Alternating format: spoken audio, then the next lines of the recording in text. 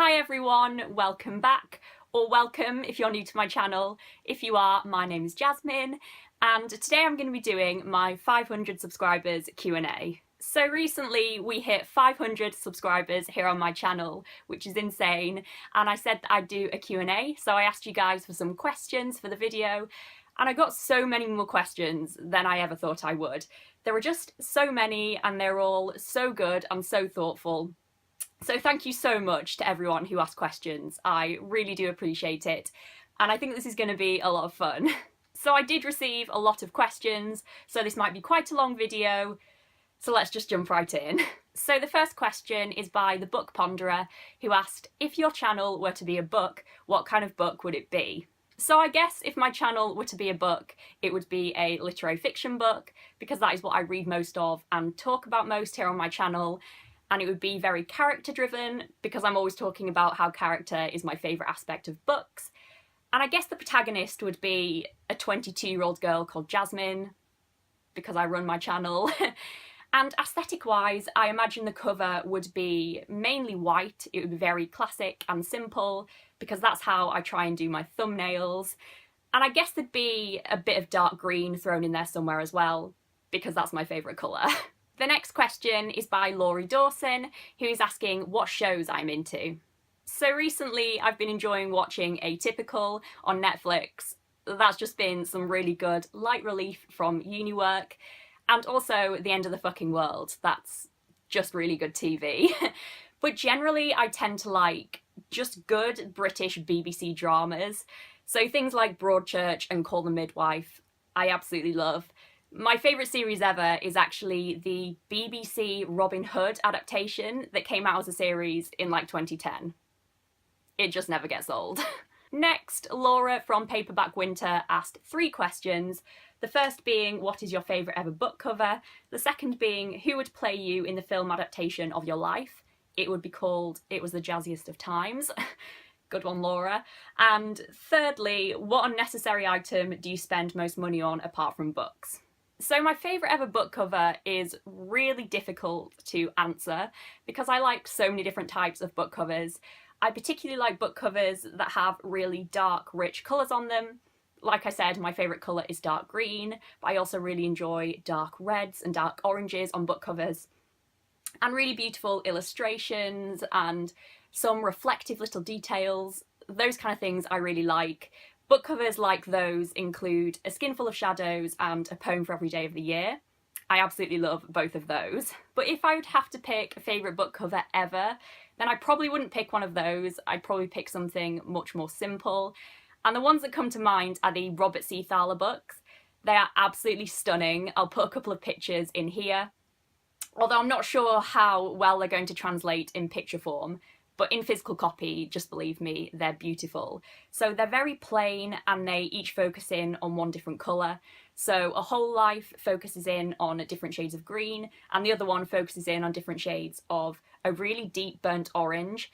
And they're just so simple and stunning. They also have writing on the spines in a reflective kind of colour of the colour that their book cover is, if you get what I mean. They're just so nice on their own, and they look really great as a pair as well. And I just absolutely love them. As for who would play me in a film adaptation of my life, I've been told on a number of occasions by lots of different people that there are 3 actresses who I really look like, so I guess it would be one of those. And they are Alexis Bledel, who plays Rory in Gilmore Girls, Natalie Dyer, who plays the sister in Stranger Things, and Lily Collins. I'd take any of them, to be honest. And the third question was, what unnecessary item do I spend most of my money on other than books? And that would definitely be clothes, if clothes count as an unnecessary item. If they count as a necessary item, then the unnecessary thing that I spend most money on would probably be skincare. I absolutely love skincare and trying out new skincare and playing around with it. It's just such a fun thing for me, so I probably spend quite a lot of money on that. The next question is from Robert over at Barter Hoards, who asked, if you could travel anywhere for a holiday, where would you go and how many books would you bring? So a place that I really want to go on holiday that is quite viable is Italy. specifically Venice and Florence. Me and my boyfriend Cameron have wanted to go to Italy for a long time now, and it's definitely something we really want to get round to. But other than going to Italy, which will probably happen in the next few years, I've always really wanted to go to Canada and kind of drive around the more rural areas of Canada. I think that would be absolutely beautiful.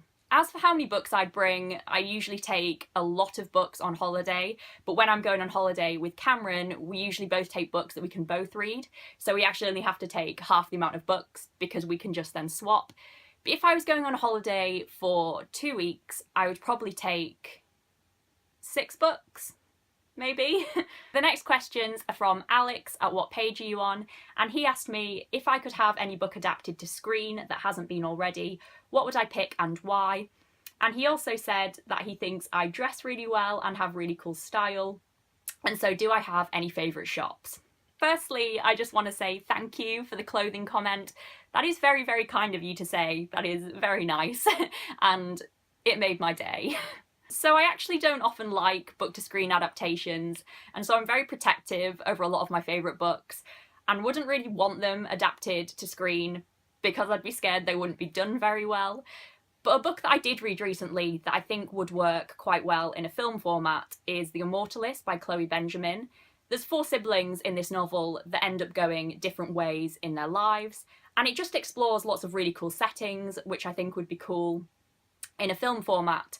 And there's lots of really cool imagery in it as well, very colourful and vivid imagery and circus imagery, so I think that would work quite well in a film. As for my dress sense, my clothing is very 90s a lot of the time. It's very denim and hoops, and I really like big oversized slouchy t-shirts and jumpers, especially vintage items, kind of vintage sportswear and things like that.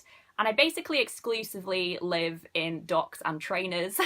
So if you look in my wardrobe, it's basically comprised of 2 things, and that is Urban Outfitters and vintage shops. But as well as really liking this very oversized, slouchy, almost masculine look, I definitely always pair it with something very feminine, because I am quite a girly girl. So I'm always wearing my rings, and I'm either wearing hoops or necklaces or something like that to kind of feminise the look a bit. But as well as primarily shopping in vintage shops, which of course isn't a very helpful answer because they're kind of unique to the city they're in. But if you are going to York, then definitely check out Chinese Laundry. That is one of the best in York and I absolutely love it. But as well as shopping in those kind of shops, I do like to shop in Urban Outfitters, both the women's section and the men's section. It's definitely worth looking in both. And Urban Outfitters also does a really good reclaim section as well, where they recycle vintage clothes. So this t-shirt that I'm wearing today was actually from the reclaim section in Urban Outfitters. So basically vintage shops, charity shops if you have good perseverance, and Urban Outfitters. The next question is from Holly the Book Lover, who asked me, if you could be friends with any writer, who would you choose? So I think for this question, my answer is going to be Sarah Winman, who wrote Tin Man, which is one of my favourite books, and she also wrote When God Was a Rabbit, which I also absolutely loved.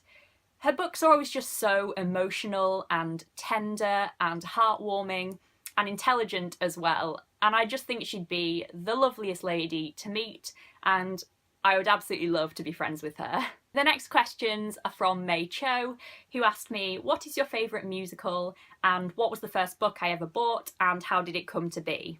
So I've not actually seen that many musicals live, and the one that I consider to be my favourite, I haven't actually seen it on the stage, I've just seen it in its film form, and that is Les Miserables. I absolutely love that film. I think it's my favourite film ever, and I really, really want to go and see it on the stage at some point. That's like a big bucket list thing for me. And I'm not actually sure what the first book that I ever bought myself was, but I'm pretty certain it will have been something like Jacqueline Wilson, because I collected her books from when I was really young and when I got books bought for me, till when I was much older and I was buying my own books. So I'm sure at some point one of her books was probably one of the first books I ever bought for myself. And I did used to get pocket money, and I'm pretty sure I just used to spend my pocket money on books. So probably a Jacqueline Wilson book. Now, the next couple of questions are by somebody who I cannot pronounce their name. I just wouldn't even know where to start. And I'm really embarrassed about this, and I'm really sorry about this, because this person is really great and really kind and always comments on my videos, and we always have a really good chat. But I don't want to try and pronounce their name and just absolutely butcher it. So you'll see it when the question comes up on the screen. Once again, I'm really sorry. If you could help me out in the comments and kind of phonetically spell it out for me so I know how to pronounce it in the future, then I would highly appreciate that. So the questions are, do you have your own concept of the structure of space and time? Do you believe in all the ideas about multiverses and alternate dimensions? And another one is, if you had the possibility to create something, what would it be? Another one is, have you ever thought about writing? And the final one is, may I ask about your favourite perfume? So the short answer to the first question is no. I absolutely do not have my own concept of space and time, and I don't think I believe in multiverses and alternate dimensions. I'll leave that stuff to someone else. As for creating any device, I think this is a really cool question, and I thought about it really hard, and I think I've come up with a really cool answer. So if you didn't know, I play the flute, the piano and the recorders. And when I was younger, I always wished that I had somebody who I could play music with. So when I was playing my flute, I always wished I could have somebody just sat there on the piano to accompany me. And I would also wish that I had somebody who could play duets with me. And what I ended up doing was recording myself playing one part of a duet and then playing along with my recorded part, the other part of the duet, so I made the whole duet. So I felt like I was playing along with somebody, which is pretty sad. So if I could create any device, I would probably create a device that you can put in front of any piece of music, no matter how many parts there are, and it would just play those pieces of music for you. So if I wanted to play one part of a duet, I could put it in front of the music and tell it to play the second part of the duet, and then we'd have a full duet. As for the question about writing, I did used to write quite a lot when I was younger. When I was a child and a young teen, I wrote books and short stories and poems all the time, and I actually got a short story published when I was 14. But as I've got older, I've just lost my interest in writing. I much prefer to read and analyse other people's books. But who knows, maybe at some point my love for writing will return. As for my favourite perfume, I definitely go through phases with perfumes and like to wear different ones at different times of the year and things like that. But probably my favourite one ever is Vanilla-y from Lush. This is just absolutely beautiful. It of course smells like vanilla, but it's not that very overly sickly sweet vanilla that's really, really feminine at all. This definitely has a kind of depth to it and a kind of masculinity to it as well, and I just think it's delicious. Definitely go and smell this if you haven't already. The next question is from Book Ramble, who asked, if you could mash up any two books together, which would they be? So the first book in this book mashup, I think, has to be Northern Lights by Philip Pullman, because I'd be so interested to see what other characters from other books' demons would be. So if you didn't know, in Northern Lights, characters have demons. So they're basically the characters' souls that live outside of their body and take the form of different animals and go everywhere with them. So one book that I think I'd like to mash with this is Charlie and the Chocolate Factory by Roald Dahl, because that just has such a fun cast of characters with all the different children that get to go to Willy Wonka's chocolate factory, and I just think it'd be so much fun to see what their demons would look like. The next two questions are from my friend Ella, who has asked, where would I like to be in 10 years' time? And if I had to live the rest of my life with only two books, what would I choose? So in 10 years' time, I will be 32 years old, which I see as quite a pivotal age. So by then, I definitely want to have my career quite well established. I do want to go into publishing, so maybe by then I will be like commissioning editor of Penguin Random House. You know, just something really low-level, aspirational like that. But I definitely want to have my career quite well established by then, and probably I would like to have bought my first house by then, and I think at that point I'll be thinking about having kids.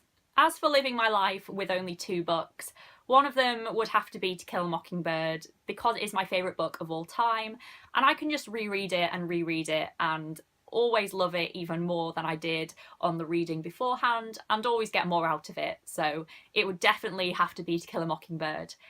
And then I thought long and hard about the second one, and I thought about different literary fiction novels that are quite chunky, because it would be better to have longer books with me if I could only have two for the rest of my life.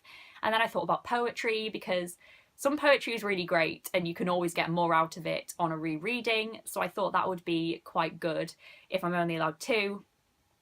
But to be honest, I think if I'm being honest with myself and it came down to it and I had to just grab two, I would pick To Kill a Mockingbird and one of the Harry Potter books, because I absolutely love them and they're just a guaranteed good time. So I'd probably pick The Half-Blood Prince because that's my favourite. So To Kill a Mockingbird and The Half-Blood Prince. The next question is by A Wandering Mind, who asked me, what is your favourite video on your channel? So my favourite video on my channel is just my most recent video, which happened to be a book tag. But the reason it's my most favourite is because I can definitely see myself improving with every video I put up.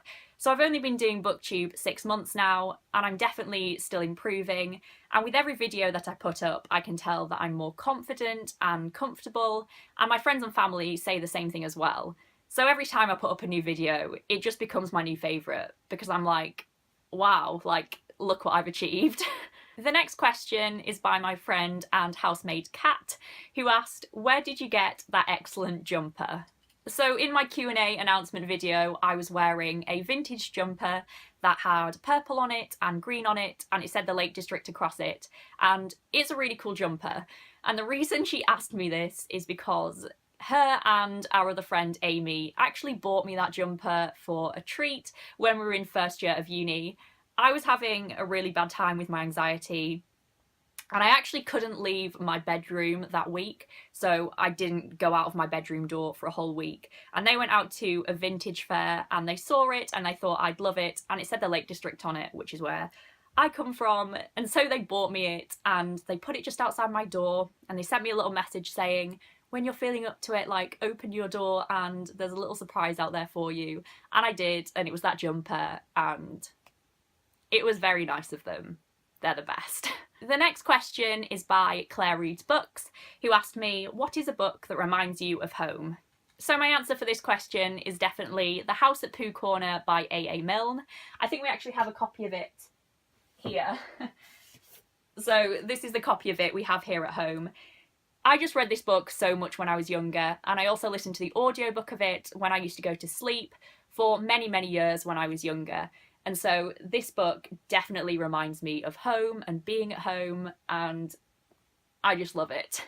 The next question is by Booking Forward to It, who asked me, studying philosophy sounds super fascinating. Why did you choose to study it, and what do you hope to do with your degree in the future? So I've loved philosophy ever since I took it at A-level when we did philosophy and ethics. So I loved the more metaphysical side of things and also the more kind of applied moral side of things. And I just found it so fascinating, and it really intrigued me and gripped me. And I found it really stretched me as a student and as a person, and it just really made me think about really worthwhile things. So that's why I chose to pursue it. I found that it was making me better at thinking about things and considering things and forming arguments and analysing texts. I just really enjoyed it. And I want to go into publishing in the future, and they say that if you want to go into publishing, then having a 2-1 degree from a good uni at minimum is kind of required, so philosophy helps me fit that bill. But basically I just took it because I really enjoyed it, and I think it's made me a better reader and person all round, and I'll definitely continue to read more philosophy in the future anyway. The next question is by Ruby Chan, who asked me, what made you want to start a Booktube channel? So this answer is quite simple really. I'd been watching Booktube for a couple of years and I absolutely loved it. I read all the time and want to talk about books all the time, and for a long time I'd thought it would be really cool to join the Booktube community myself and kind of take part in the discussions instead of just watching them. And one day my boyfriend Cameron was just like, you should just go for it and do it. And I was brave and I did it, and I've never looked back. The next two questions are kind of similar, so I'm going to kind of put them together. And Petra asked me if you could have tea with any historical figure, who would it be? And Jason from Chapter and Verse said, what 3 people from history would you most like to have dinner with? So 3 people who I would love to go for dinner with definitely include Jane Austen. She's just a hero of mine. I think she's awesome. She was such a feminist of her time, and her books are of course satires of the class structure in which she lived and the gender structures of the time. And of course she couldn't say these things outrightly in her books when she wrote them, so I'd love to sit across from her at tea and just to hear her say it as it is. I just think that would be so fun. And also I think Aristotle would be there. He's my favourite ancient philosopher, and he's also the student of Plato, so he could probably tell me what Plato was teaching him at the time, which would be pretty interesting. And then the third person would probably be one of the most famous concert pianists, like Debussy or Beethoven. I'd love to hear them play for me if they'd want to, and just to hear them talk about music as well would be awesome. So they are my 3 answers, but if I had to pick just one, as Petra asked, then it would be Jane Austen. The next couple of questions are by Rebecca Books, who asked me, how do you make time to make sure you film and edit every single week, and how do you generally manage your time for Booktube? And another question, which is, what is doing a philosophy degree like? Is it enjoyable? And what is the University of York like? So I basically managed to fit in filming time and editing time for Booktube every single week, just because I dedicate a lot of time to it. Mondays usually are my filming and editing days, and while I do a bit of uni work and other stuff on those days, they're mainly just reserved for filming and editing and doing my thumbnail and uploading and just getting everything done in that one day. I like doing it like that, so then I know when it's going to happen and it doesn't leak into all my other days. But yeah, Monday's basically Booktube preparation day. And doing a philosophy degree is brilliant. I've absolutely loved it. It's definitely very enjoyable and very challenging. What I like about philosophy is there's so many different areas of philosophy. So there's philosophy of religion, there's metaphysics, there's philosophy of mind and language, there's moral philosophy. There's just so much to philosophy, so it definitely becomes more enjoyable the further you go in your degree, because you can tailor it to what you want to study. As for the University of York, that's a bit difficult because I haven't actually had the best experience at this uni. While I've met so many brilliant friends at the uni and I love the city and some of my tutors were brilliant, overall I wouldn't say it was the best uni experience. Some of the tutors weren't brilliant at all. And overall, I just think the student support at the University of York is so poor. It's absolutely awful. The mental health support at the uni is crap, and a lot of the students are very unwell and very stressed, and there just isn't the right support there for them. That's definitely something that the uni is lacking and needs to improve on a lot. And so because of that, it's hard for me to say that I would definitely recommend the Uni of York to people because the student support is so poor.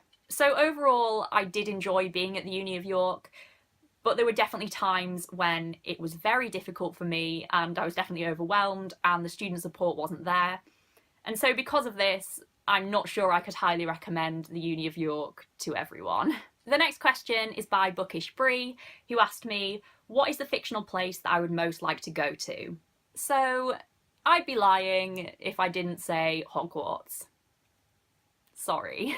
The next question is a really fun one by the Lawn Gnome, who asked me, if you were arrested and were not able to give a good explanation as to why, what would your close family and friends think that you did?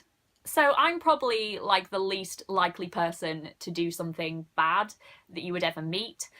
So if I was arrested, my family and friends would probably think that I'd done something accidentally, like I'd accidentally shoplifted or something like that.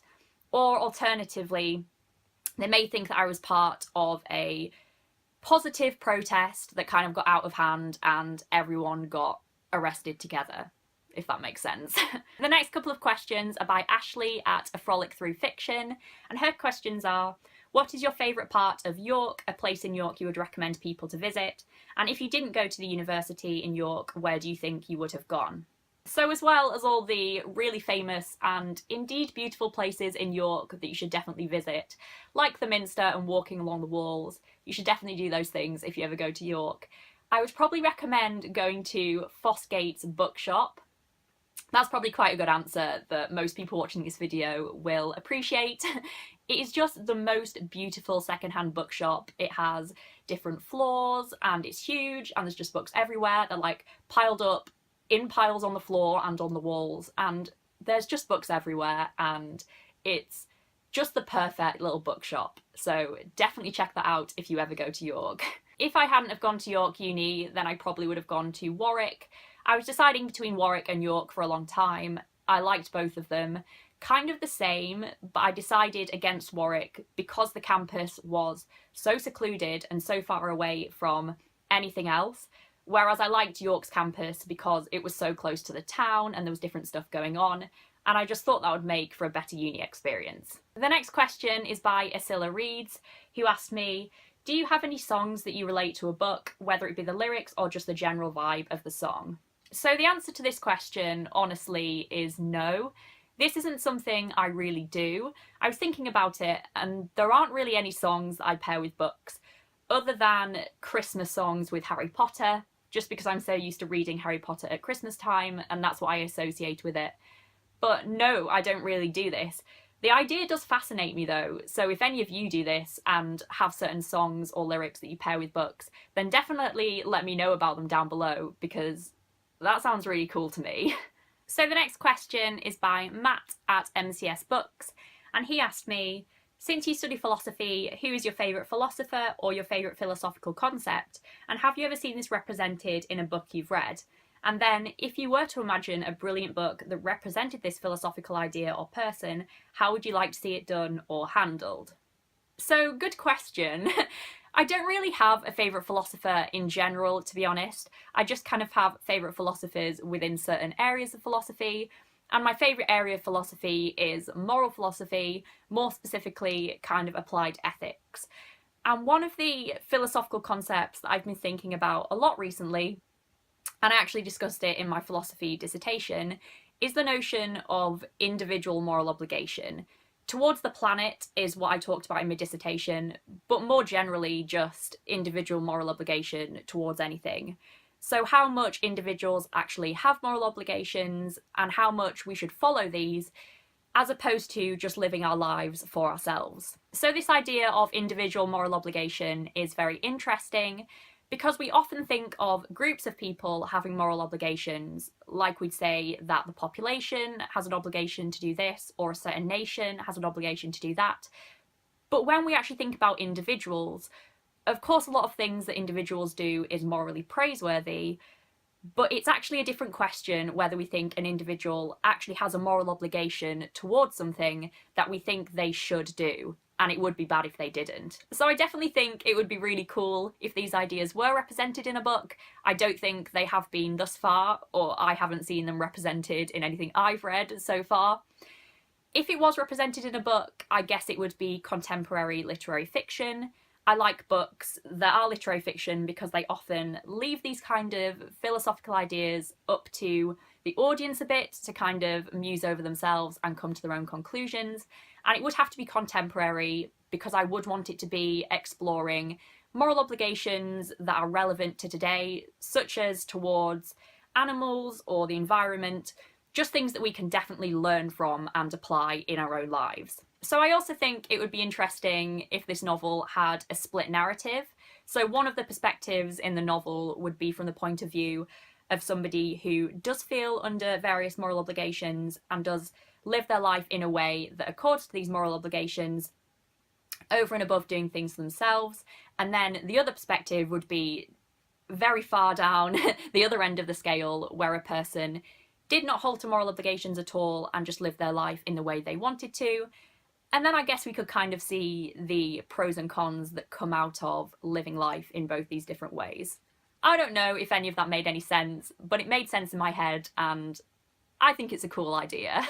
The next question is by Rene over at Rene Pierre, and he asked me, which booktuber do you think you have taken the most recommendations from and has caused you to purchase the most books? And which booktuber was your introduction to Booktube? So the booktuber who I probably get the most recommendations from and has probably made me buy the most books is Simon over at Savage Reads. Him and I just have very similar reading tastes. He loves literary fiction, and a lot of the books that I love, he loves. And he also dabbles in non-fiction and poetry, which are areas that I'm really interested in as well. So we just tend to match up quite well, and I definitely get a lot of recommendations from him. But I think the booktuber that first introduced me to Booktube was actually Reagan over at Peruse Project. When I fell into Booktube a few years ago, like most people, I fell into the YA Booktube area. And back then I read more YA as well, because I was a young adult myself. And so I did enjoy watching those kind of videos more than I do now.